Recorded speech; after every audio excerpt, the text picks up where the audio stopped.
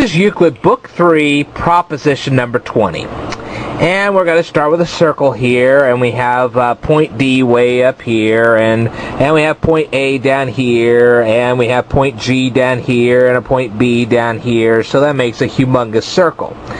Okay, and then Euclid says, I want you to draw two angles. He wants you to draw an angle. Now, first of all, you have to find the center of this circle, which is at point E. Okay, and we already know how to do that by Book 3, proposition number 1. So you find the center of the circle, and then you draw a line out from E to C and E to B. Obviously, these two lines are going to be equal because already I have a circle are equal. Okay, so we now have an angle, and it goes from C to E to B. And then Euclid wants you to draw yet another angle. He wants you to start at point C, he wants you to bring it to point A, and then he wants you to bring it to point B. So BAC is the other angle. Okay? And then Euclid says that angle BEC, okay, so BEC right there, is going to be twice the size of BAC. So here's B, here's A, here's C. So the number of degrees in BEC is going to be twice that of BAC. Now, how are we going to prove all this? Well, we're going to have to draw some more lines. And we got a line from E to D and a line from E to G. Obviously, these two lines are going to be equal in size. We're going to have a line here that's going to be drawn from D to C, and another line that's going to go from D to B. D to C is one of the two lines, D to B is another one of the lines. Okay? And then we're going to have this great big line that's going to be drawn from point A to point F. Now we have all the lines we need to prove that there are more degrees between EC and EB, which are the two rays of angle BEC. There's more degree angles between here than there is between AC and AB, which are the two rays of angle CAB. Okay? Now, how are we going to prove all this? Well, obviously, EA here and EB here are radii of a circle. And if they're radii of a circle, they're going to be equal to each other. The length of EA and the length of EB is equal. And that means that angle EAB and EBA are equal in size. Well, here's E, here's A, here's B, and here's E, and here's B, and here's A.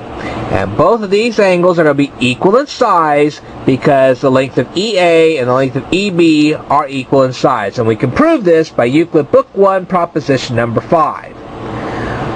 So we can say that the number of degrees inside angle EAB plus the number of degrees in the angle EBA is equal to twice that.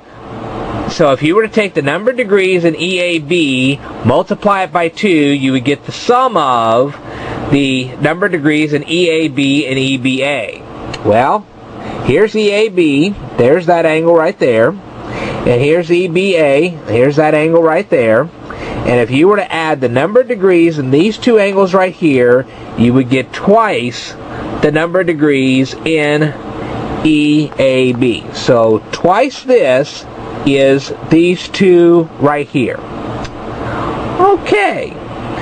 Now, we also know that angle BEF, well, here is B, here is E, here is F, okay, BEF, is the number of degrees in this angle right here is equal to EAB plus EBA. Well, here's EAB and here's EBA, and we can prove this by Euclid Book 1, proposition number 32.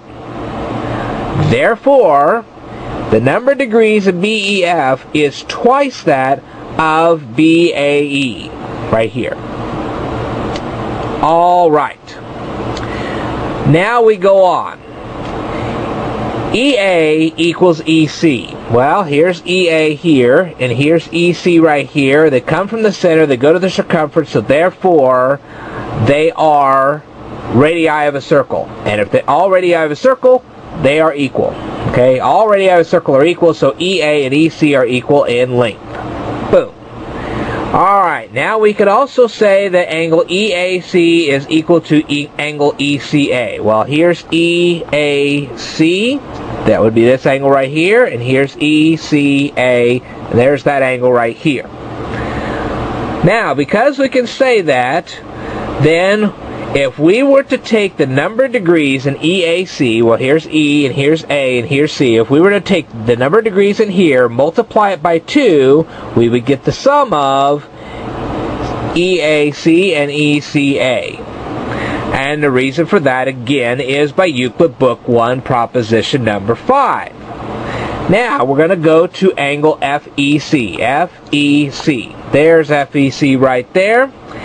And we're going to say that the sum of these two angles right here, the number of degrees of both of these angles right here added together, would be the sum of this angle right here. And we can prove this by Euclid Book 1, proposition number 32. So we can then go on to say that angle FEC right here, is twice the number of degrees of EAC. Well, here's E, here's A, and here's C. So this angle right here is twice the number of degrees as this angle right here. Now, we've already established the angle BEC is twice that of BAC. Well, here's B, here's A, and here's BAC. Okay? And the reason why we can say this, alright, is because if this right here is twice of these two, and this right here is twice of these two, okay? Also, we're saying twice of this is this, twice of this is this, then basically we can say that BEC is twice the size of BAC. But we can go on and on and on with this proof, and we're going to. So, this proof is not yet over. I will tell you more in a future video. Stay tuned.